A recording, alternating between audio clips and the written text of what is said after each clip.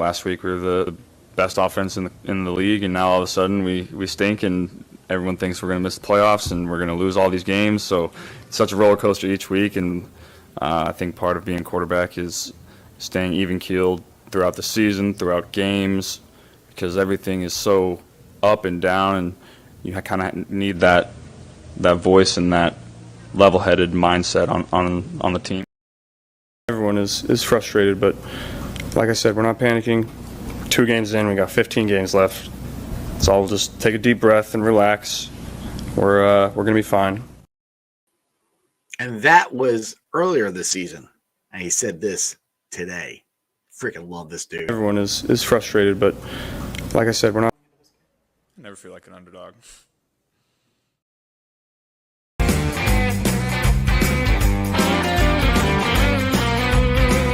Let me tell you about a guy named Joe. He grew up in Ohio. He's small town like me and you. From Athens to LSU. Now he's the king of the AFC. Jackpot Joey. He's got rose-colored Cartier, cigar-smoking protege. Got diamonds in his chains and ice running through his veins. He's the king of the AFC, Jackpot Joey. Cincinnati royalty, small town loyalty, still connected to his roots, wearing hero boots. He's the king of the AFC, Jackpot Joey.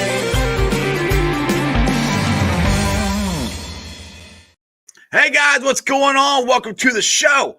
This is Sports with Strawberry Ice. I'm your host, the Iceman, Jeff Trunipple. And as you can tell, my voice is still recovering from last Sunday. That's why I said sports. Hey, do me a favor. If you found the show, hit that like and subscribe button. Smash that thumbs up. You guys are awesome. I'm up to 2,000 and what does it say? Wait, get over here. 2,033 subscribers. That is awesome. I appreciate every single one of you guys. Now, if you're watching on Facebook or Twitter and you have yet to subscribe to my channel, please do so. Please go to the YouTube channel Sports with Strawberry Ice. Hit the subscription button, hit the bell for notification. Every time I go live, you'll be notified. Also, exclusively in the YouTube chat crew, we're doing super chat. So if you want to support the channel and hopefully maybe give a comment to Wayne Boxmiller, which he's trying to get on the show right now. That's why I'm kind of discombobulated. He's having a hard time with the link. So I'm hoping he can jump on. Really, same thing. That is weird. So give him and me a super chat. I don't know why it's doing that. That's weird. It should not do that. So I might be doing the show by myself if I can't get on. Anyway, where is that? Oh yeah, I'm coming to you live from the Ice Cave. The Ice Cave is brought to you by T Properties. T Properties, quality housing for quality people. Check out the website at www.tpropertiesllc.com for all your rental property management needs and your rental needs. So if you guys are looking for a rental property to rent, condos, houses, apartments, or if you have a rental property that you don't want to manage, give T Properties a call. They will take great care of you. And as always, I am being brought to you by Jackpot Joey. This delicious award-winning beer. If you guys have not had any of it, make sure you check it out. It's from Brink Brewery. It's at Cork and Bottle, Jungle Gyms, and lots of other places.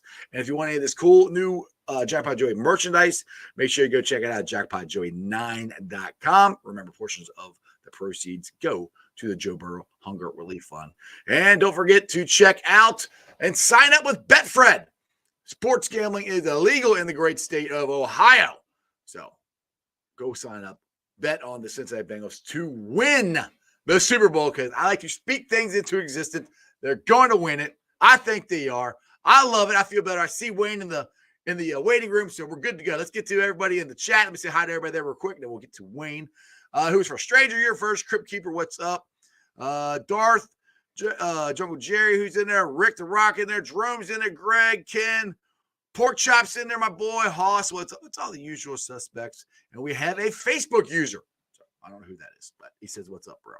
So anyway, let's get to the man, the voice of the Bengals pre and post game. And sometimes he does Bengals line when Dan has to go and do some Bearcat basketball broadcasting, but he's a legend here in Cincinnati broadcasting. I'm so happy to have him back on the show again. He's Wayne Box Miller. Doing? What's up, Wayne? How you doing, brother? Man, did I hear you have somebody named Pork Chop? Yeah, Pork Chop. Yeah. That is the best name, and the best food growing up I had was pork chop and wheat bread. So Pork Chop, I got love for you like right out of the gate.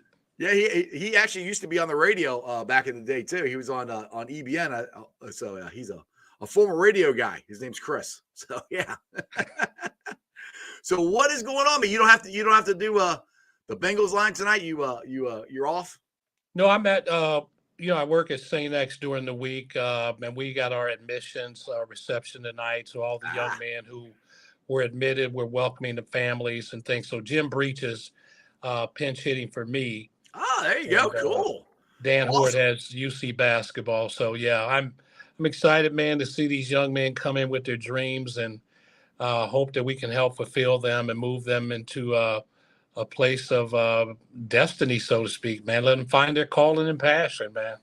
There you go. And I know you found your calling and passion in the broadcasting business, and you do a great job at it. Now, we're going to do like a little Bengals-Bills preview here. Now, beginning of the week, it sounded like it might rain. Now it's maybe looking like it might snow.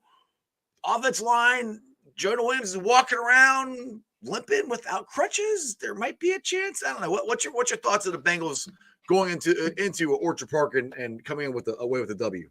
Well, this is a thing that I really love about this team is it doesn't matter.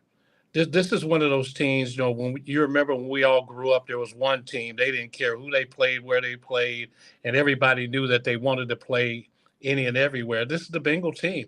Exactly. They are a confident group, not arrogant, confident group. They are close in chemistry. They are close in commitment and accountability to each other. And their singular focus, I've said this since training camp, there was this purposefulness that they had. And it was all about getting back and finishing the work that they had left undone in the Super Bowl. And it seems like everything they do, every play they make, every action is all about getting to where they need to be. Yeah, it's just like Joe's comment earlier today. I don't know if you heard it or not, but here, I'll play it real quick. I never feel like an underdog. Right there. If you didn't hear that, he said that he never feels like an underdog. And that's this mentality. That's the whole thing with they got to play us. That's the whole thing. It's like, hey, we're not the hunted. We're the hunters. We're coming after you. You got to play us. We're pretty damn good. I've been around football and sports a long time. I've never seen a team win the AFC Conference Championship or win the championship, however you want to define it, and come back the next year as if they've never won anything.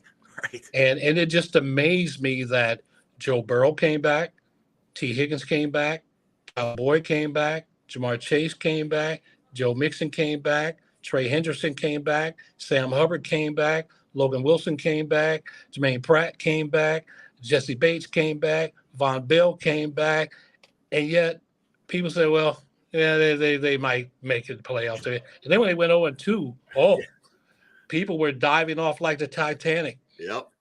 And now everybody's eating their words, and so this team loves it. Seems like, okay, let's keep playing us slightly, and we'll just slide under the radar, and we'll get together, and we'll make some noise. Well, it's just like, Twitter went off yesterday because they were starting to sell tickets down in Georgia for the AFC Championship game between the Bills and the Chiefs.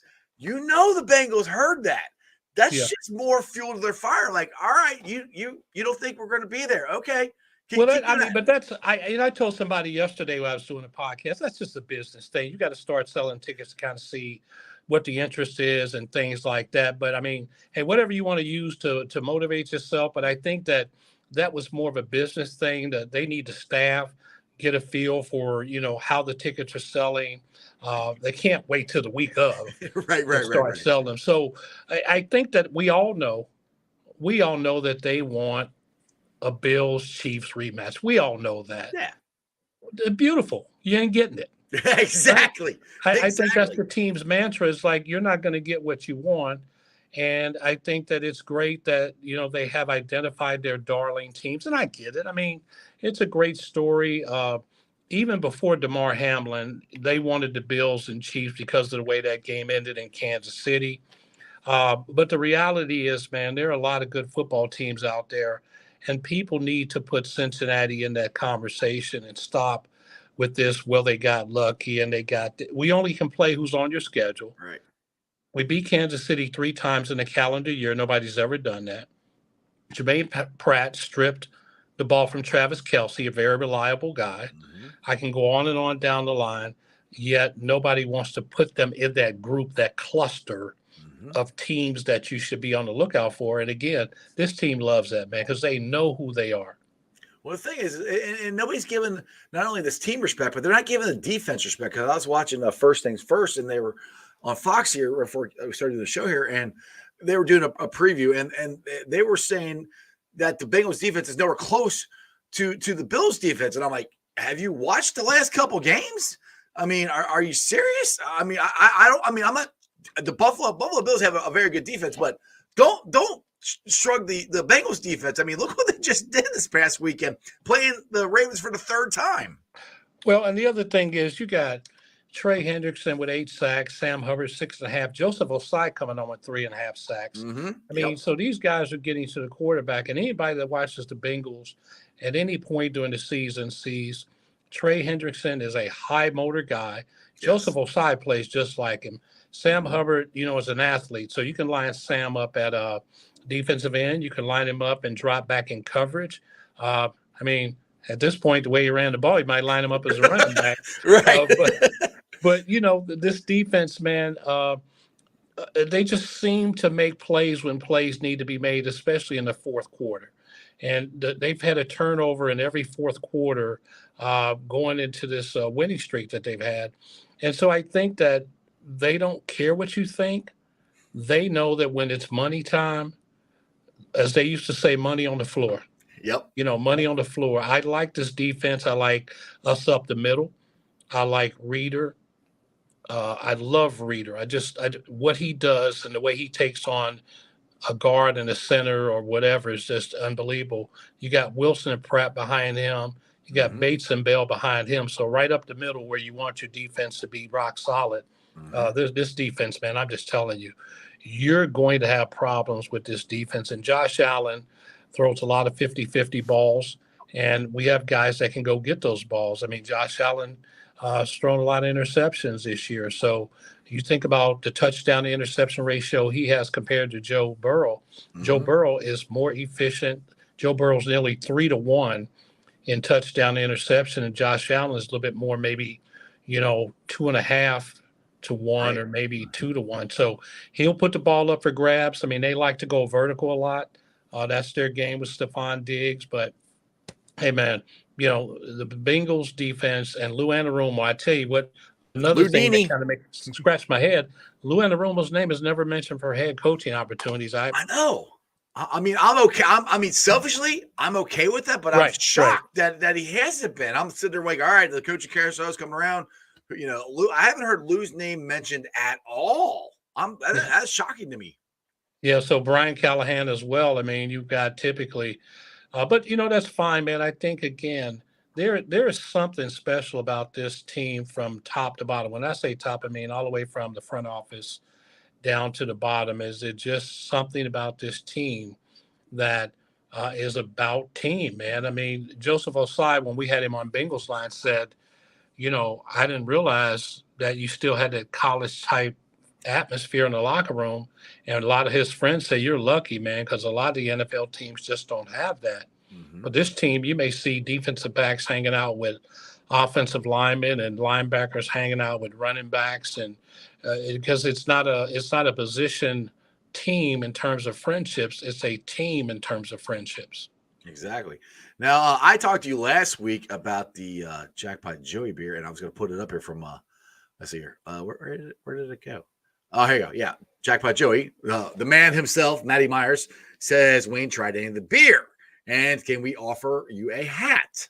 So would you? I told you I got to hook you up with some of the beer. I already told you I was going to do that last week. I just got. See, I'm not a beer drinker though. That's the only thing. My 3 brothers are, so maybe I'll give them the beer and let them be the taste testers. But I drank one beer in college, and it made me sick, and I didn't like it. So I haven't really had a beer since then. Well, I will you can say, keep it as a commemorative can, a six yeah, pack or yeah. whatever. No, There I'll you go. take that now. There you go. But I Yeah. used to drink Little Kings, but that's what I grew up on. My dad had a little keg in the fridge of Little Kings. We used to always go down to it used to be a jail, the kegger, the bottle. Oh my goodness, the brewery. I'll get it right. Down there off of is it West 8th, right where it used to be a oh blue yeah, sign. yeah. It's a jail now, or was a jail. Anyway, Was the jail? Yeah, right there by the Vidoc. Yeah. Yes. We used to go there and pick up the kegs there. Now there's a jail, but yeah, I drink a lot of. We don't say a lot, but I But grew what up. about the hat now? I like hats now. Yeah, we can hook you up with a hat for sure. Just tell me. I What got a big noggin, so you can't give me a little medium or a small. Now Yeah. What they got the little snapbacks, so yeah. I got a keg head, so we'll have to hook you up, man. That's no problem. Yeah, and Jackpot himself, Matty says, me and Box have no beer drinking. Yeah. Matty, like literally, he'll drink like a half a beer, and he's already like, woo. Right. I'm a bourbon man. There you go. Now see, that's the opposite. I can't bourbon. That's when I start getting woo. So, well, see, I was born in Maysville, Kentucky. My mother's from Flemingsburg. I went to Moorhead. So as a Kentucky kid, my dad grew up drinking Kentucky Tavern. So there you go. You kind of have bourbon in your blood, but my preference is Crown Royal XO. We became friends with Cam Taylor Britt's parents, and they've been tailgating with us the last couple of weeks. They actually brought me a bottle of Crown, so yeah. I've been able to partake in that in the last couple. So you get home, put it on ice, let it sit for a minute or two, just let the ice kind of meld into that bourbon. There you go. And then sip with pleasure. Ooh, sounds good. I'm gonna have to try that. All right, I see some of the comments here. Rob says 8 games in a row. That's some of the best luck I've ever seen. Like, yeah, exactly. That's right. And one thing I want to talk about I'm calling it the most iconic play in Bengals history, the fumble in the jungle. I don't know if that's what you're calling it, but I think that's the majority of what everybody's calling it. I like that. I like that. Yeah, I like that because some people said, the immaculate something. Like, I don't want immaculate in the thing at all because that's a Steelers thing. I don't want that. That's so I like fumble in the jungle. That's what I've been going with. But I was at the game and it was unbelievable. I just all of a sudden Sam's running the other way and we're just going ballistic. What was it like? Because you're not. Were you actually at the game, or you at the studio when this is happening? No, I'm. If it's a home game, I'm there, and so I sit right behind Dan and Dave, and because we're watching. Obviously, they're calling the game, and I'm logging plays for highlights for later. But I think one of the things about that play that really may get overlooked in some respects about what Sam did, and more important, what Sam didn't do. Mm-hmm. That goal line stand, a lot of times a defensive end will crash down. Right. And not hold that edge and be disciplined and stay on the edge in case there's a quarterback, a bootleg or something. Right. But Sam staying where he was, his responsibility, he got the gift. Had he crashed down, maybe he might have missed that. And for all we know, Baltimore could have picked it up and got the end zone. So I think the first thing I like is that Sam was playing his position and he got rewarded. Yep. And so I think because of that, I was watching a game. I'm trying to think of which game I'm watching. Defensive end goes crashing down, man, and they come right back on that side, and it's wide open because they get greedy sometimes. Right. When they get greedy. They want to chase that ball, man. And coaches are always saying, man, if you stay right there, they'll come right to you. And so that was the first thing for me was, number one, he was where he was supposed to be. Right. And once he got the ball, as you know, you're from Cincinnati. Many people outside Cincinnati don't know.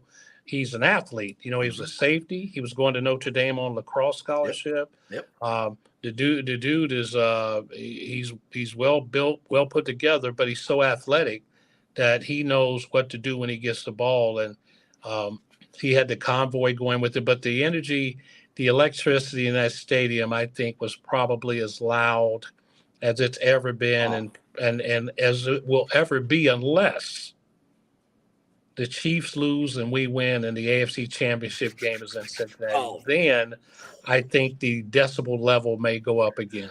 Wayne, that place we might shake the floor. I know it's concrete, but if we get the AFC Championship game, we might shake the floors here, man. Because last time we had that was Yeah, it was 88. I was 12. I mean, it's been a stadium ago. It was at the old stadium. So I mean, that would be unbelievable. So we all as Bengals fans, I know, are huge Jaguars fans this weekend. So we're hoping that hey, screw what the NFL says. It's gonna be Jacksonville and the Bengals in the jungle for the AFC Championship. I am here for that. That would be awesome. But I mean, I'd like to go back to also like I actually that's a great point you said about Sam. And I never even thought about that because I'm thinking of the great play. I actually try to keep giving Pratt and Logan Wilson credit because if Pratt doesn't stand him up, none of this happens. But I didn't even think about that. That Sam wasn't crashing. He's standing right there, and the ball comes right to him. And it's great eye-hand coordination where he catches it and just takes off. And think about the big guys up front, DJ Reed and those guys. I mean, you think about them walling up. So they wall up, which means that Pratt and Wilson can come behind that. And I don't know why Huntley thought that he had the arms of the quarterback from Jacksonville. He crossed it. Exactly. I mean, he's like, it's good. It's like, dude, you're like 2 feet away from it. Yeah, exactly. So when I think about it, I just went blank on the quarterback from Jacksonville, but he can do that. He's a condor. He's 6'6". Yeah. And he can reach the ball across the line. But when Trevor Lawrence, you mean? Yeah. So when this guy is reaching, Huntley's reaching across, what is he doing? Like this dude's arms are shorter than mine. And like you said, when you show the replay, it's like I don't know what made him think that he was that close that he could do that. But good for us. He thought he was Jordan. He's gonna dunk on him like Jordan. That's what he thought. Good for us, man. I appreciate him. We maybe send him a little gift. There you go. I mean, one thing I want to say too is some of the rap birds have come out and said, well, if Lamar was there, we would have won. Huntley didn't play bad. I mean, Huntley played pretty freaking good. I mean, I don't know if Lamar could have done a whole lot better. I mean, yeah, he's Lamar. He's a better player, but I think they're cutting Huntley short. I thought he played pretty good for them, to be honest. It would have been a big difference. Let's not kid ourselves. Yeah. But Lamar in the game changes the game simply because you have to spy Lamar more than you spy Huntley. And in an open field, so you take the one play where Jesse Bates made an incredible play. Yes. You don't know that he would have got Lamar. All right, that's true. Lamar's got turbo. But the other thing is you have to defend him, and I think the advantage the Bengals would have is they've defended Lamar well. If you go back and look, they keep him in the pocket. You got to keep a scrambler in the pocket. You can't rush too far upfield to let him get outside that contain. And they did a good job of keeping him in that pocket and frustrating him. Now he made some plays. He's going to make plays. Right. Lamar Jackson. He gets. Well, he will get paid at some point. So yeah, maybe not by Baltimore, but somebody's gonna pay him. I just think again, this defense would have welcomed the challenge of Lamar Jackson. Lou Anarumo would have game planned Lamar Jackson, and it would have been a different game in terms of how it went ebb and flow. I think ultimately this defense would have frustrated him and forced him to make throws that would have been costly as well. Now, one thing we kind of have now, Josh Allen is nowhere the speed of Lamar Jackson, but he is another running quarterback, and the difference between him is he's a freaking tight end and he'll run your ass over.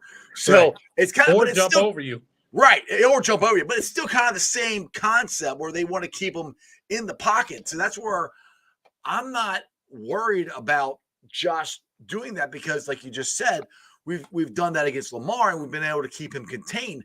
And Josh has been throwing some interceptions, especially down in the red zone. Because I mean, if you want to compare old quarterbacks, some people said he's more like Brett Favre and Joe Burrow's like Tom Brady or Joe Montana, where he doesn't make mistakes. Josh a little more tendency to be the gunslinger and make mistakes. That's where I think we got a shot to get some picks there. Hopefully, Cam Taylor-Britt gets his first one this weekend. That would be awesome. Yeah, Josh Taylor, I believe, was sacked 7 times in that game. And I think that 2 things about Josh, or 3, I should say. Number 1, he's going to try to hit the home run ball often. He's not going to throw it once or twice. He's going to try to go deep often. Right. Number 2, he is going to try to run the ball and make plays because he's capable and he's big. So the reality is you just have to make the first tackle. you can't let him get past the first tackle because there's probably a lot of yardage behind that missed first tackle. Then you got to get him down with that first tackle. And then lastly, he's going to, because he wants to throw the deep ball, he's going to stay in the pocket just a little bit longer. And with the Trey Hendrickson, Joseph Osai, and the Sam Hubbard who can get off the edge and get to the quarterback, he may put himself in a position. If you remember the Miami game, he lost the ball and it led to a touchdown. So that's run through my head while you're talking about that. Yeah, exactly. Yeah. So I think that if Osai and Hendrickson and Hubbard can get to the quarterback while he's trying to wait on Stephon Diggs or someone to get open, I think then you're talking about the opportunity to come behind him and just hit that arm and force that ball loose, because Diggs and Davis are going to be going vertical. Right. Yeah, that's the thing. Now, how concerned are you about the offensive line? I mean, it's obviously it's got to be a concern. I mean, and Jax Carman played okay. Now, Buffalo's defense, they're good. They're not Baltimore's defense, so it's going to be, I don't want to say easier, but right. It's that, anyway. I don't want to say it's still going to be a challenge. It's an NFL defense. Where are you as far as confidence? On the right side, I think is going to be okay. I'm more worried about Jackson Carman or Zay. I think it's going to be Jackson Carman, but at left tackle. Well, I'll put it to you in very simple terms. This line is better than the one we had last year. I've been saying that, Wayne, and then people are like, "You're crazy." I'm like, I still think it's better. Number one, this line is better. Number two, Ted Karras gave Jackson Carman a lot of kudos for how he played on short notice. Yep. And number three is number 9. Right? He knows how to get rid of the ball. We already seen his footwork in that first Baltimore game. He was so elusive and frustrating defenders. So I think when you look at the combination of Joe's awareness that we may get some pressure if we have Jackson in and Hakeem Adeniji and Sharping, and they still learning each other. These guys are trying to learn each other. Joe knows that I may have to get rid of the ball a little quicker than I want to, simply because the pressure may pose a problem. I mean, they got some guys that put pressure on the ball in Buffalo too. I mean, you got some guys. Oliver's got 8 sacks, and I mean not 8 sacks, but trying to think of the one guy's name. He's got quite a few sacks on the team, but they get after it, man. And I think that they're a team that will put pressure on him. But again, Joe Burrow is going to be a guy that gets rid of the ball. And I was thinking of Russo had 8 sacks, and then you've got Espinosa that had 6.5 sacks. So they can get there. But if you remember, Joe Burrow just seems to get the ball out of his hand just before the pressure comes. And yes, he got sacked a few times in this game, but I'm saying over the course of the 60 minutes, right, he's going to get the ball out of his hands to his playmakers. And I like what he did in this Baltimore game, because it reminded me of the Raiders game in the sense of he took what was there and not force what wasn't. Right. And so many quarterbacks at his age, younger quarterbacks, tend to force what's not there versus taking what is there. And Joe Burrow's like, okay, you give me 6, I'll take 6. You give me 8, I'll take 8. You give me, 4 yards, I'll take 4. And if, Jamar Chase breaks a tackle or T. Higgins goes vertical or something, then that simple play turns into a big play. Exactly. And so I really like the fact that Joe understands the game in so many ways that other quarterbacks don't. He just does, man. Yeah, he's so smart. It's death by 1,000 paper cuts. I mean, that's what honestly, that's what we've been doing all year, because nobody's really been giving us the go ball. I mean, they get it every once in a while, but not compared to what we hit it last year. So that's what the maturity and smarts of Joe and this team is. So, I mean, it's going to be a blast. I wish I was going, but fortunately I can't go. But maybe we'll be able to watch them in the jungle. And Wayne, I told you a half hour. I appreciate you coming on. Anything you want to plug before I let you go? No, man, I just want to say thanks to Bengal fans, man. What a great ride. And, in the jungle, the light show was just phenomenal. The Bengals as an organization, man, continue to invest in the fans and the fan experience. TJ Hushmanzada being ruler of the jungle. I think all the elements were there for a big night, and it was a big night, culminated by that, historical, NFL historical play. But I think the fans should just sit tight. You got number 9. I don't care who you have on the line. I don't care what you have on your mind. I don't care what the Vegas line. You got number 9. Boom, baby. There you go. All right, Wade, I appreciate you. I'll get brother. with you to get you one of these hats here real soon, all right? Yes, sir, brother. Thank you, man. Thank you. Who they, Day. baby? See ya.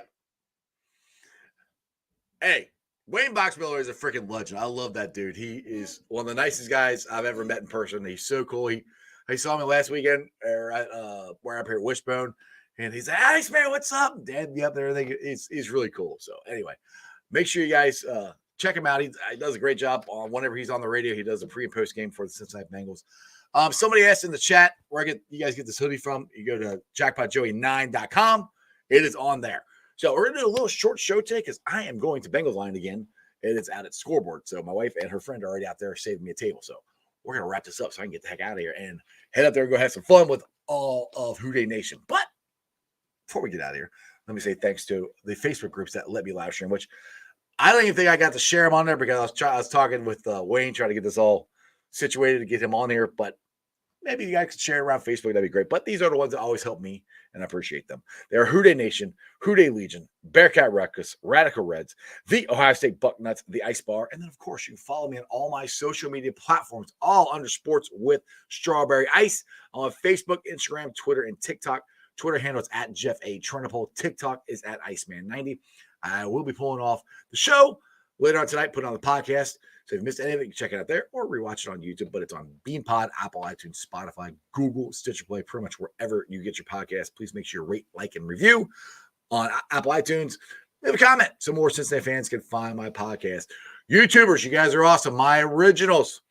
I'm at 2,030 subscribers. I never thought I'd get to that many. That's unbelievable. Keep it rolling. Let's try to get to 3,000 and 4,000, whatever. Just keep this going.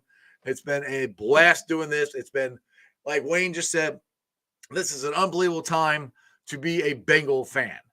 The fumble in the jungle, the thick six, the whatever, the rumble in the river, whatever you guys want to call it. That play is a play that I never thought would happen to the Cincinnati Bengals, let alone to win a game, let alone in the playoffs. That tells you things have changed. Bengals fans, enjoy this. This has been an unbelievable ride. And like Joe says, we're never an underdog. I love that. I'll see you guys tomorrow. Ready? And that's just sports, baby. See ya!